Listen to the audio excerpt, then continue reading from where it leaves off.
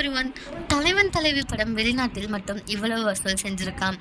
அதிகாரப்பூர்வ அறிவிப்பு கொடுத்திருக்காங்க. வாங்க என்னன்ட்டு பார்க்கலாம்.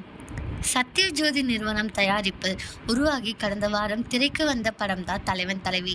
விஜய் சேதுபதி மற்றும் நித்யா மேனன் இணைந்து நடிக்க இந்த படத்தை இயக்குனர் பாண்டியராஜ் இயக்கியிருந்தாங்க.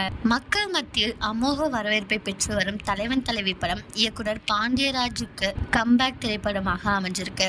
இந்த படத்திற்கு சந்தோஷ் நாராயணன் இசையமைச்சிருக்காங்க. விமர்சனம் ரீதியாக வசூல் ரீதியாக பட்டையை கிளப்பி வரும் தலைவன் தலைவி திரைப்படத்தின் வசூல் குறித்து விவரம் வெளியாகியிருக்கு. அதுவும் வெளிநாட்டில் இந்த படம் 4 நாட்களில் செய்துள்ள வசூல் குறித்து படத்தின் தயாரிப்பு நிறுவனம் அதிகாரப்பூர்வமாக அறிவு வெளியிட்டிருக்காங்க.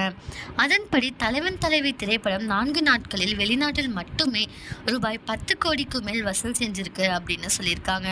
இந்த நியூஸை பற்றி நீங்கள் என்ன நினைக்கிறீங்க அப்படிங்கிறத கமெண்ட்ல சொல்லுங்க.